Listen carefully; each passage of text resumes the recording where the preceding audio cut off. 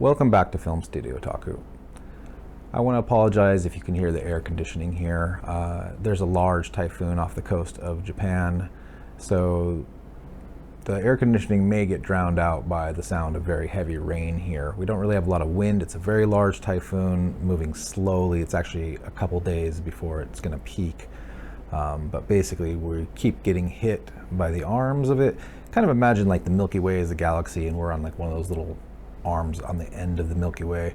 So those arms, I think, are sweeping by Japan, and in between them are these big nice spaces. It's almost like being in the eye of a hurricane, where it's just really calm and peaceful, and then suddenly, with pretty much no notice, we just get dumped on like massive rainfall.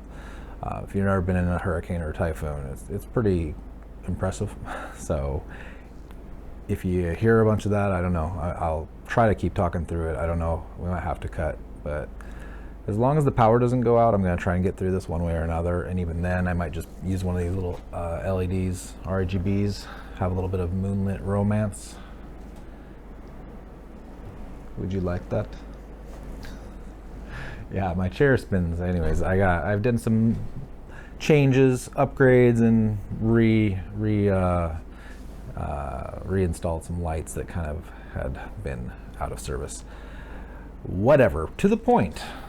So yeah, I don't know, are you guys interested in my little weird rants or not? New camera. It is a Fujifilm. It is not an XH2S. It is GFX 100S. This was not anticipated. Essentially, the Z6, which I'm filming with right now, had a long wait for the insurance money, which gave me a lot of time to ponder my choices and what I want to be doing with photography. And to be honest, when the first Fujifilm GFX 100 came out, there was no way I could afford it, but I was very impressed with not just the photos, but what you could do with time lapses with that. And as I've evolved since then into a lot more photography, a lot of landscapes in Japan, and oceans and trees and all these things where I really crave always to see more detail. This was just so tempting. It didn't happen overnight. I mean, the decision was seriously months of deliberation. I basically missed the whole summer between waiting for the insurance money and deciding. And yeah, let's get down to it though. Let me just tell you about this camera so far, kind of what led me to it, my quick kind of assessment of it. Yeah. So as I said, the resolution, 100 megapixels, is great, and having that little level of detail, often it's unneeded, but it does become useful, you know, not just for cropping and recomposing, but in scenes with a high amount of like layered three-dimensional detail, both in front of and behind the focal plane. For example, with splashes of water, waves, or fireworks, it can be really breathtaking. So here with these fireworks, you can see I've applied a negative setting and worked the image to emphasize the detail. And if you look at the original size, I mean, it looks great, but when you crop into pretty much any section of these fireworks, you can see the detail is not only extraordinarily, but you can move around and frame, zoom in and zoom out, and create some very unique images, almost like abstract, you know, art. It almost doesn't look like a photograph anymore sometimes. This was really, though, a lucky occurrence, as I literally had just stepped out of a club, or actually been pulled out of a club by a very excited girl who tapped me on the leg and said, "Hanabi, Hanabi," which means fireworks, fireworks. So somehow she knew just right before they started, and we got out of the club before about 100 people ran out. It was really funny, actually. The whole club emptied with the MC. You know, I was there photographing dancers and hip-hop artists, and they were just ready to introduce a fairly big act. And the MC was just saying, no, no, no, don't go out and see the fireworks. Don't go out and see the fireworks. Literally, the club emptied in like, I don't know, less than 30 seconds. It was pretty funny. But we got out there first, and I was just at the perfect distance. There was no one in front of me since we got out there first. To use, this is one of the lenses I got, was the 32 to 64. You know, I've got some zoom range here. It's basically a 25 to 50 full frame equivalent. But yeah, since we were on the beach, we had these steps going up. It's also doubles as a tsunami wall that was leading to this sort of chill spot. And I got this great angle of people in the foreground observing the fireworks. So it's really, it has a great vibe, I think, with this small sort of relaxed group that were just enjoying the night and the moment. And suddenly these fireworks started. But again, cropping in with such a high amount of detail gives me a whole other image and perspective, which I don't think I would have normally gotten, as I would generally never be that close to the fireworks or plan to shoot with such a long lens as to be so heavily cropped into the fireworks. I would usually want something wider to be able to make sure that I'm capturing it all, and then I would crop in as I could, you know, but here I'm just able to crop in so heavily and still have resolution, you know, above that of most full frame cameras. So yeah, even with this, you know, 25 to 50 equivalent, I can crop into something like maybe a 200 millimeter equivalent and still have plenty of detail for photo prints. And I can even crop in further and still maintain 4K resolution, which is really amazing. Now there is a caveat when it comes to the 100 megapixel sensor, which I think few talk about because honestly only a handful of people really have this system, and I think this will likely be the first GFX camera for the large majority of users due to its growing popularity and general ease of use.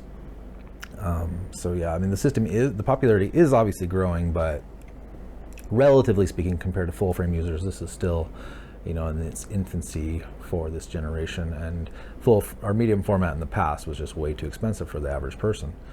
The caveat is that from my personal experience working with RAW files from 50 megapixel GFX cameras, particularly the 50R and the 50S, the files in the GFX 100S do not, no matter what you may hear, read, or see in spec sheets, hold a torch to the 50 megapixel versions in terms of being able to push and pull not only clean shadows and highlights, but especially colors from the RAW files.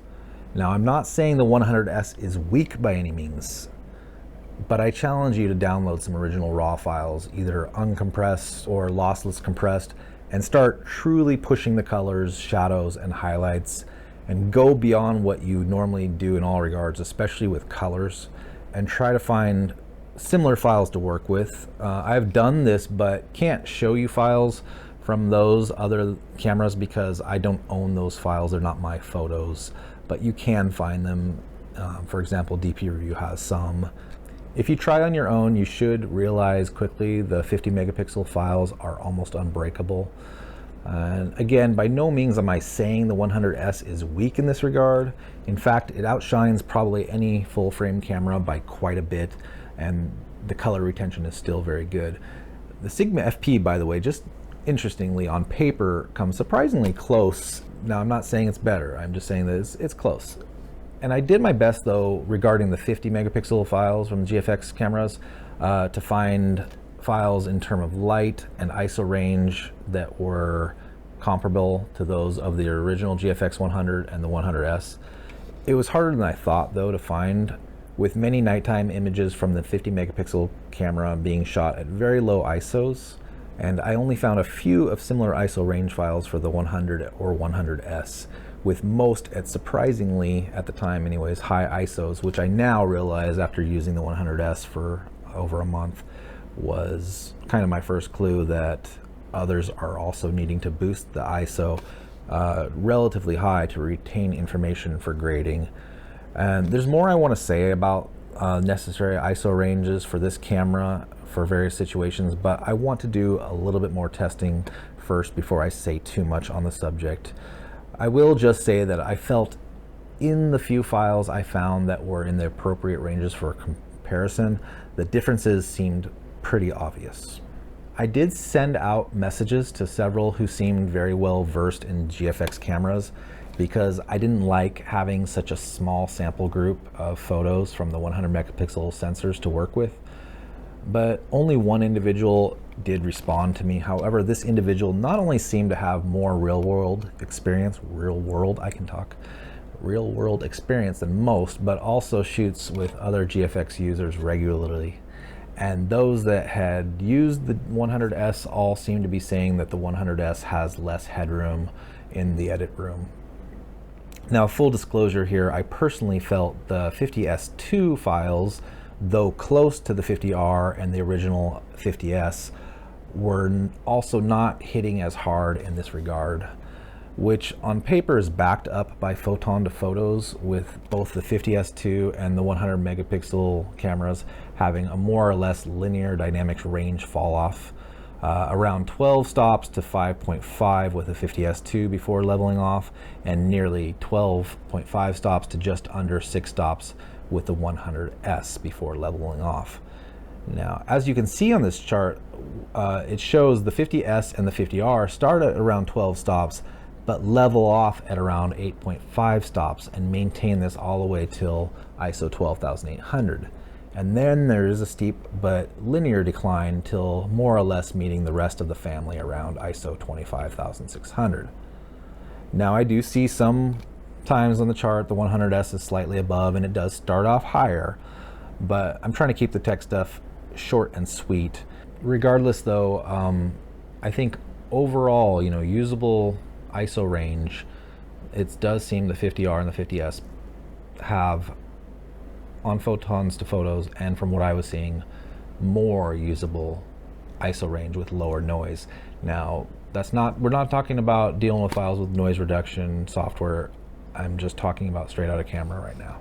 The individual that reached out to me had a 50S2 and had been using it for a while, and before that had the 50R, I believe, and they said they saw no difference in headroom between the 50S2 files and the 50R.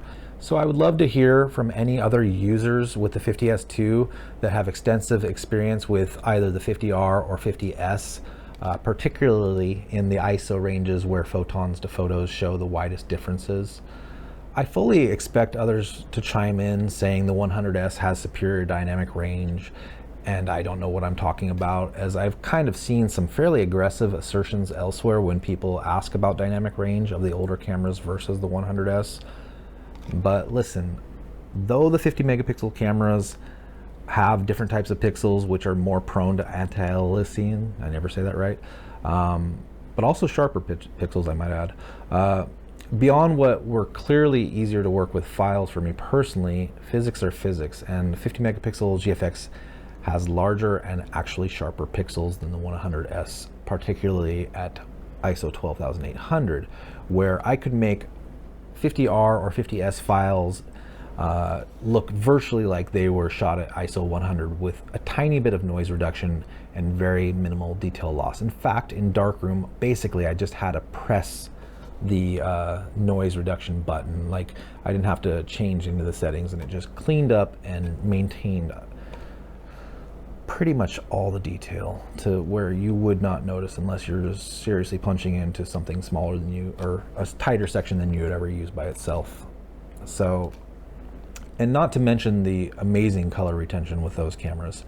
In contrast, the 100S files of my own that I've shot in this range, though acceptable for most scenarios, have a lot more noise, and cleaning it up, at least with my level of skill and software, removes a lot more detail than I'm happy with in most scenarios, and in essence removes the sort of magic look that attracts me to the system's images, but also to the 100 megapixel files. Suddenly they have less detail than the 50. The noise is generally pleasing, and I would say on par with the noise level of a Nikon Z9 at ISO 12,800.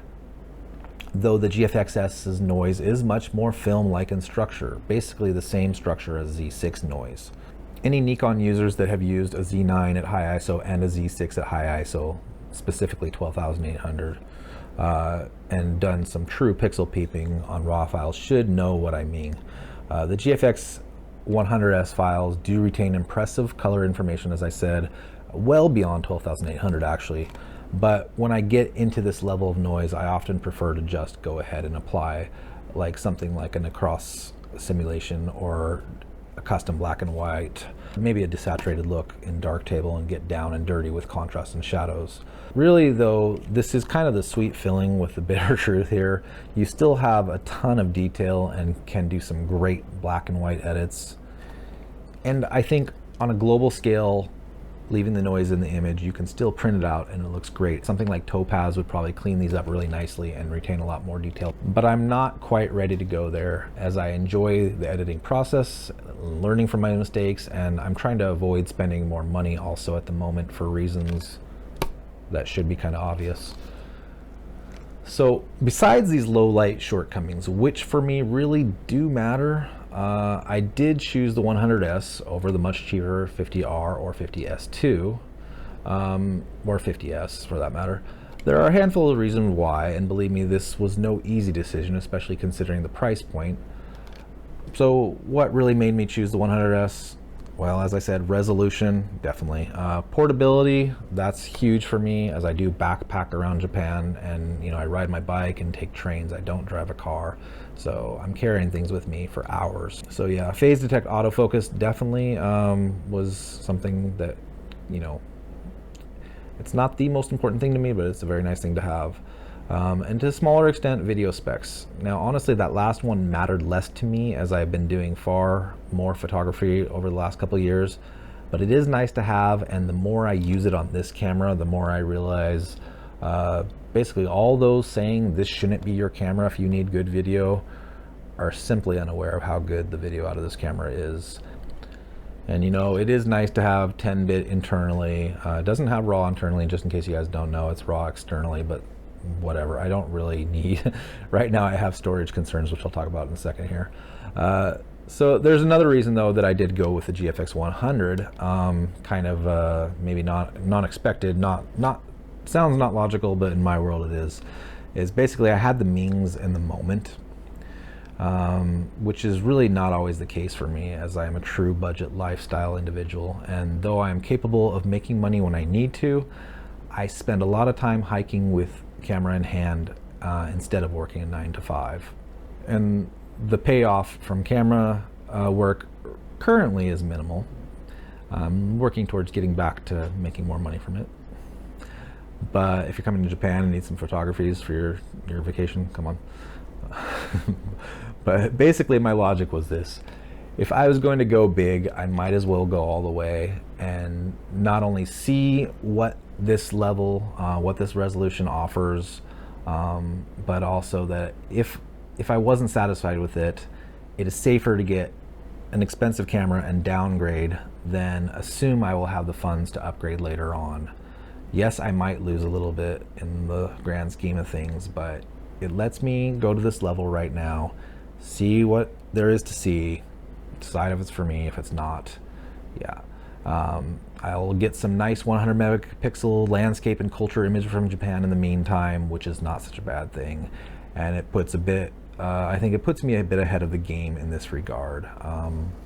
There's not that many people running around with this camera at the moment, and probably will never be because of the price. Regarding price, it's something really I think can't be something that can't be explained is the wrong word, but basically when you do invest in the system, you are investing in lenses. I know you've heard it before probably if you're looking at this, but you're investing in lenses that cost more, and though some lenses might seem like, oh, it's not that much more than a full frame lens, they add up. If you need more than one lens, it adds up really quickly, or depending on the lens you want, the price can be significant. And then comes the storage needs for your computer because of the file size, which I'm going to get into a little bit. By the way, T-Mid, if you're watching, shout out to you. You guys should all check out T-Mid's channel. But something I want to say real quick, because I don't think I wrote it in my script, that if you can't tell I'm reading, is for darktable users, the current compressed files do not work. You need to use uncompressed. So in other words, every file is 200 megabytes. Yeah, so just know that. And actually they can be even larger. So just know that you're using the full uncompressed RAW files or JPEGs. That's pretty much your only choice right now with darktable.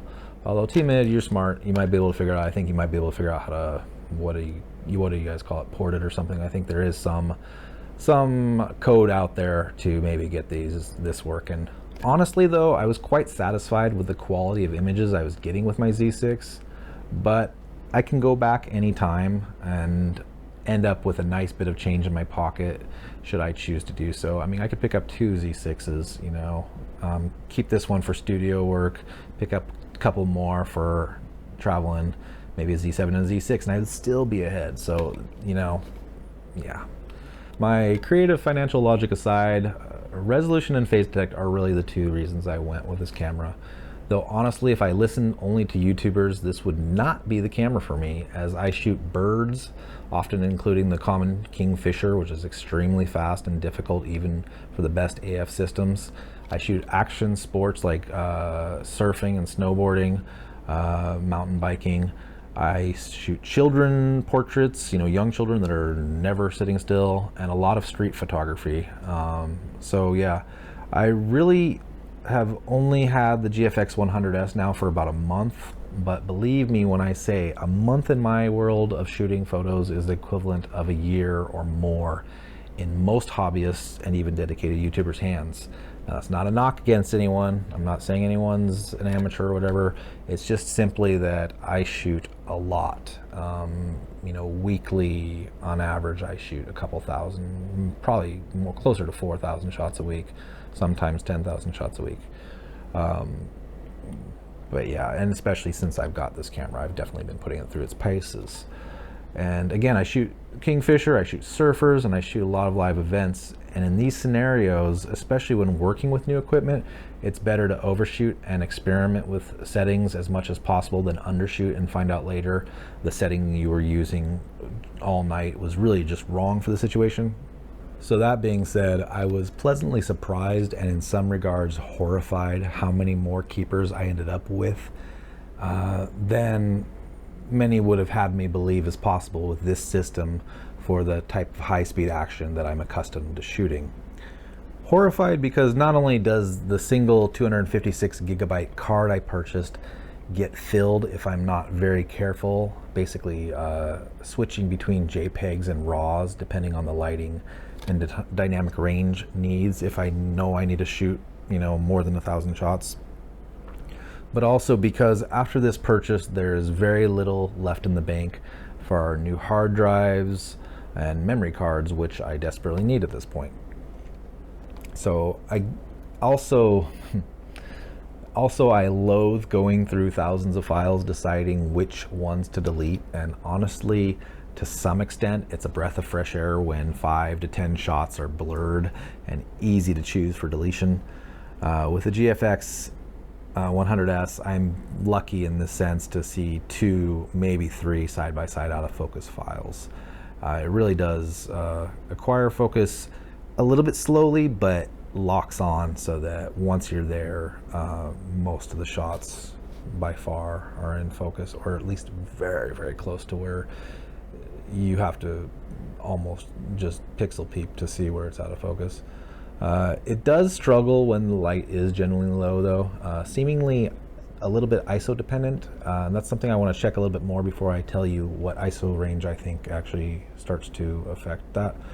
But I find most of the time single point, which I actually use a lot regardless, and I was using on Nikon especially over the last year, solves the problem most of the time and lets you choose exactly where you want to focus. You know, it's nice to use the AF, you know, the detection modes, and you know, there's words for those things that I can't think of right now, but yeah, tracking and all that. It's just that for critical times, especially let's say shooting surfers and stuff, I like to really just know that I'm locked on that target exactly where I want to be. So yeah, and it works really well and actually very fast in that regard.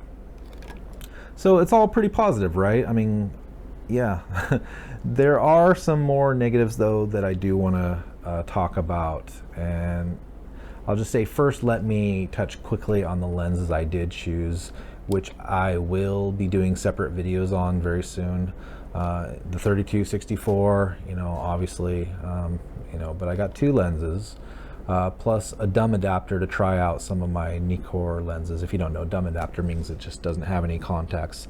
There is one Nikon F smart adapter, which is supposedly works very, very well on this system. But it's something, I forget, several $100s, and I just wasn't prepared to buy that at this moment. I may be doing that soon. Might sell some lenses to buy that. One lens, maybe. So yeah. But yeah, the two lenses I did purchase, the two GF lenses I purchased were this 32-64 and the 250mm f4 with a 1.4 times teleconverter. Now, if you know, that lens is basically the same price as this camera. But that lens was always planned. That was kind of the only way that I was willing to go into this system because, again, I shoot Kingfisher, and that with the teleconverter is about a 290-ish, I believe. F4-ish still because of the down, you know, like it's like it crops down and it also takes the f-stop down, so you get more light into the sensor. So anyways, though, the 32-64 f4 was a bit of a reality check compromise, actually, as I had initially planned on getting the 110mm f2 for portraits and possibly something very wide for landscapes and architecture. But in the end, I decided it was more important stepping into this system to have a versatile all-around work lens, which could be used for everything, particularly live events, which I'm trying to cover more lately. The 250mm being essentially a 200mm full frame without the converter was clearly more than capable of portraiture in the natural settings, which I prefer anyways. And for my home studio, which I'm actually starting to create on the other side of this room for portraits, the 110mm would have been a tad tight for this room for full body shots. I'd basically have to go corner or out the door. The 80mm didn't really interest me because of the stepping motors, and also it's a great lens from what I've seen, but it's not the level of perfection of the 110mm, the 250mm. You know, and I would say to some extent this is actually a more optically perfect lens from what I've seen. Now the 80mm obviously is much more capable in low lights and much more bokeh, but this lens is no slouch. It's fairly impressive lens, and you know, both the 250mm and this 320 to 640, that'd be awesome. This 32-64 are linear motors, so you don't get the jumpiness, which for me is important actually for my eyes. My eyes bug out, and it's something I've talked about in the past. One of the reasons I haven't gone back to Panasonic or really considered it. It's not so much about the accuracy of the focus, it's about actually what it does to my eyes when it's jumping around.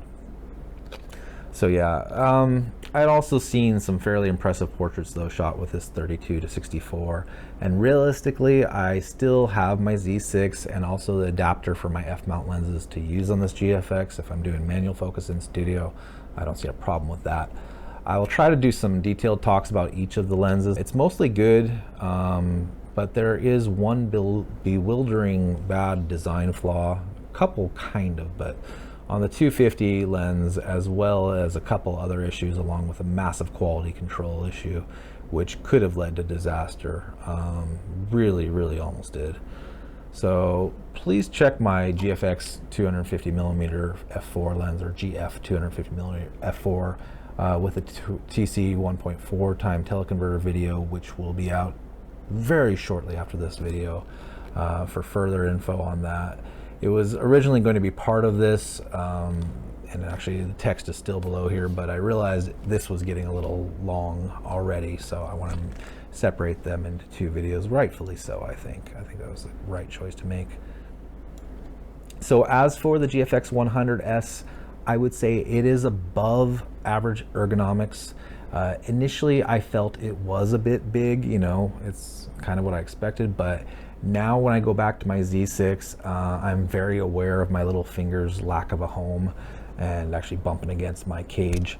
The GFX almost feels made for my larger hands. Actually, I could even use a tiny bit more space here, but my pinky's going in there. It's hitting right at the groove, probably where it should. Maybe another quarter centimeter for my hands, but my hands are wide, what can I say. GFX though almost feels made more or less for my larger average,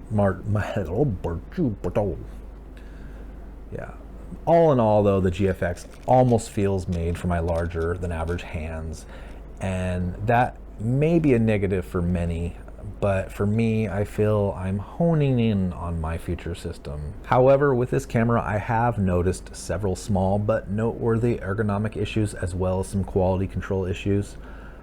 First though, a warning, and I honestly, I wanted a cage for the GFX 100S, but finding none in this area, I settled for a small rig L mount, which, you know, it covered literally my biggest concern upon purchasing this camera. Several have posted photos online with both the GFX 100S and the GFX 50S2 meeting a tragic fate when the cameras fell attached to a tripod. The base mount, the thread, which is under here, ripped out and broke the bottom of the camera. Actually, like ripped out the plastic, basically cracked the frame, well, the plastic part of the frame, and doing so, at times it damaged the internals to the point where Fuji told them they weren't able to fix the camera and they would need a new one. So I don't know if this was an attempt to save weight, cost, or simply a design flaw, but you know, Fuji, you know, in my opinion, that's a recall worthy issue. So I've had that happen on one other camera, and that was the Yi M1, which is like, at the time was $300 with a lens. It was a micro 4/3 extreme budget Chinese version. You know, for that price, that budget, super budget camera, it shouldn't be too surprising. You know, it's a cheap camera, but it should never happen on any camera with a price and supposed build quality level of the GFX camera bodies. I mean, this is supposed to be a professional camera. That, in my opinion, is unacceptable, and I think no one would expect it to happen, except in the most extreme case. I'm talking falling great distance. Now, I realize many careful or inexperienced cameramen and women may be saying, what, you know, kind of idiot knocks over a tripod with a camera attached? Let me simply say, it happens, probably more often than you realize, and for many reasons, from natural phenomenon to in-studio mishaps to clumsy bystanders, clumsy cameramen, children. But between 3 Nikon Z6s, I had one hit the floor twice while attached to a very heavy tripod, and another one from a lighter carbon fiber tripod, both from about 5 feet in the air, hitting hardwood. Now the one with on the heavy Manfrotto tripod, I mean, that's a lot of force and impact. Both times, both cameras showed, or all 3 times I guess, showed no sign of damage and worked flawlessly each time until the end of their service with me. This last one, this one never hit the ground until it fell with a 200 to 400 millimeter lens attached. This one fell from my shoulder onto concrete with some kind of force as I tried to catch it and flipped it back. Anyways, it hit the EVF first, smashing the internals of the EVF, then flopped down on the lens, which had enough force to break the FTZ adapter in half, sparing the rest of the camera. The camera frame is, you know, coming away from the seam, so it's no longer waterproof. And for all practical purposes, it's a dead camera, but I'm squeezing some life out of it here for this purpose. But you know, that's the point is though, it's still held. You know, that's what a professional body should be able to do. It should be able to withstand quite an amount of force without, you know, things breaking off of it, basically. So that's, in my opinion, unacceptable. Putting an L mount on the camera or a cage should solve the issue, though, you know, the L mount only attaches by one screw into the thread, which is the weak point. It creates a wide contact zone, you know, a very tight contact zone across the bottom of the camera, which means if the camera hits the, you know, if the tripod essentially tries to torque the camera mount from its home, it has to push against the whole bottom of the body from whichever angle, and the plate will distribute that impact across the bottom of the camera and simply have to apply a lot of torque, a lot of force to actually rip that thread free. That's at least the loose optimistic physics that I am putting my hopes in here. So a full cage would have attached at the camera's eyelids as well, and in some cases on the hot shoe, maybe 1 or 2 more points, which would also, and it would also protect, you know, more surface of the camera in general during a fall.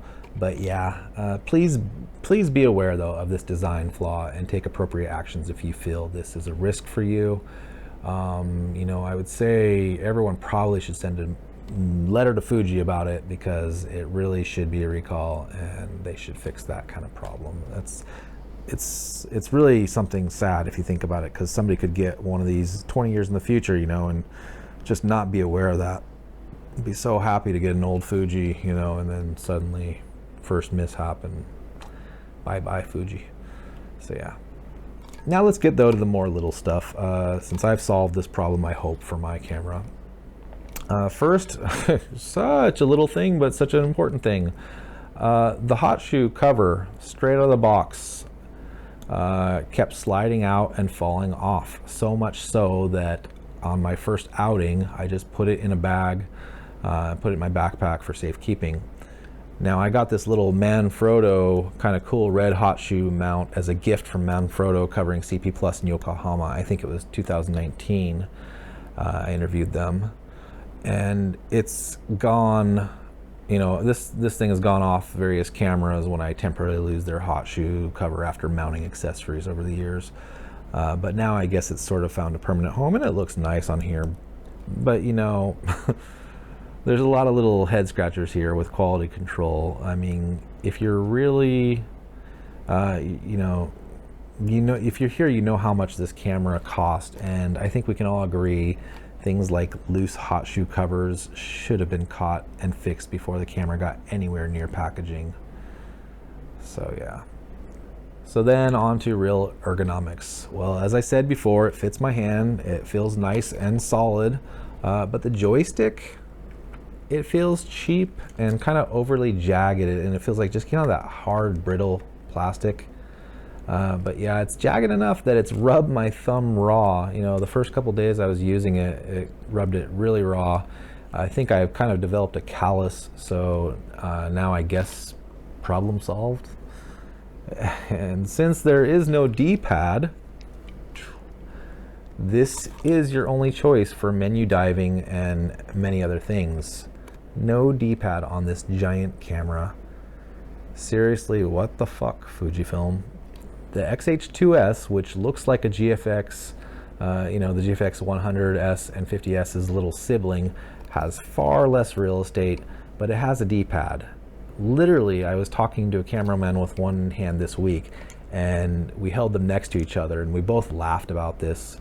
You know, the space is there. It makes no sense whatsoever. There's this large empty space on the GFX 100S and 50S too, which to me looks like it was planned. You know, that was the space for a D-pad.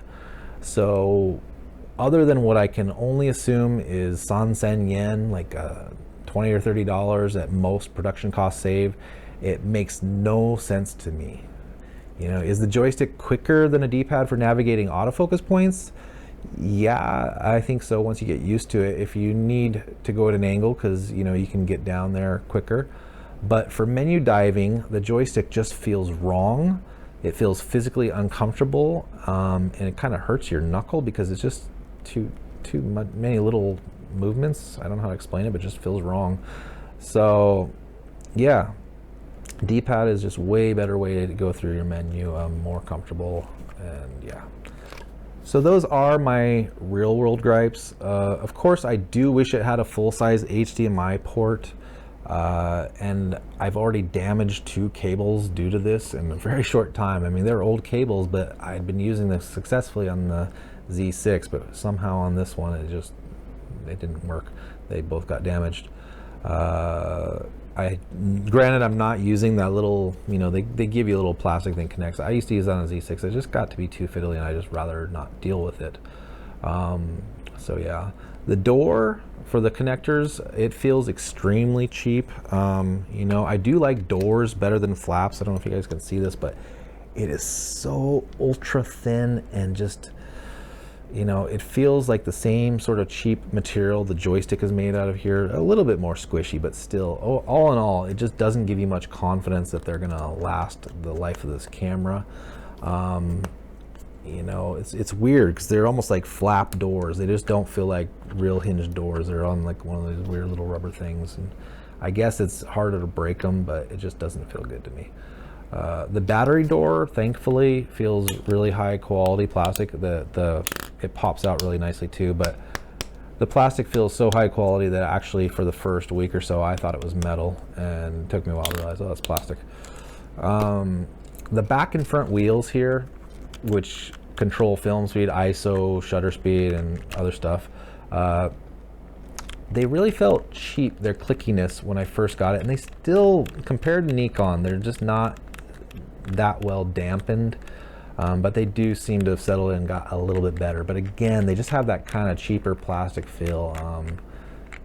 You know, you put a Nikon Z6 in your hand and put this in your hand and compare them if you don't know what I'm talking about. If you have one of these and you're like, they feel fine, go put a Nikon Z6 in your hand, or maybe even an older Nikon for some real quality. But yeah, it just, again, kind of takes away that confidence feeling of having a professional camera in your hand. But I mean, otherwise, the body really does feel good and solid, as I've said, and I think has sort of a beta form, you know, in this form factor. I think it's great, but I think Fujifilm probably needs to do something that may seem counterintuitive to them, and that's to talk to some Nikon or maybe Canon hardcore users, people like me and my fellow bird watchers who have their camera in hand more often than not. You know, we get down in the dirt, we throw cameras in bags and bump them around. We see shooting in the rain and the snow as an opportunity rather than an obstacle. At its core, the GFX 100S seems up to most challenges, but if I was dropped off in the wild with this camera out of the box, I would have likely lost my hot shoe mount on the first day, and as soon as it started to rain, I could have fried, you know, my hot shoe at the very least. Now, had I mounted it on a tripod, I could have very well broken the camera completely on the first fall, and using the joystick for virtually everything, well, I mean, best case scenario, it's annoying. Worst case, it'll wear out much quicker than the rest of the camera because you're just using it for too many things. Now, Fujifilm, if you're watching, please stay tuned for my review of your 250mm GF lens with the 1.4 teleconverter. It is a phenomenal lens. Optically, it's phenomenal. Overall build quality is great, and you know, it functions very well. But you are going to find out how that phenomenal lens almost ended up falling apart and landing in the sand fully exposed after only 3 days of use. And absolutely, yeah, that was absolutely a quality control issue, and I hope that I was just one of, you know, the whole entire fleet of those lenses that went out. So rounding this up, I realize this is long. Anyone that stayed with me, thank you. I hope you got some useful information, but I think the GFX may very well be my future system. Kind of funny because it is my system now, but I feel very much like a beta tester of a great prototype, but almost feel an urgency to use it and sell it before something bad happens. Now I do have insurance. I purchased insurance, I have a warranty, so there is some confidence in that regard for now. The images are stellar, especially when there's enough light to keep it under ISO 8000, though I find under ISO 4000 is phenomenal, and 1600 is just, wow, perfect. I mean, it might as well be ISO 100, and the detail is just amazing. But I think, you know, this camera, this system marks a bit of a transition for me, as I want to do more out in the real world and less here. I think this camera gives me a lot of inspiration for the moment to get out there and, you know, capture some of the really amazing scenery here in Japan. I've been shooting it for 11 years, and though I still get amazed by things, I think I had reached kind of the limit with my inspiration for photography. It happened before with Micro Four Thirds. You know, I reached a limit, and it's not to say that I can't still do that with Nikon, but you know, after shooting hundreds of thousands of shots, there is some validation when you up the level of resolution and ability to shoot in low light and stuff like that. This definitely does do that for the most part. But more importantly, you know, I am going to be getting out there in the real world now and bringing you with me. I think I may still talk to you from my studio and occasionally review products, but I'm going to be showing you a lot more of my daily photography and videography, as well as start some vlogs out there in the real world, showing some of the little things and not so little things about Japan that have kept me here for more than a decade shooting photography and videography. So come along with me.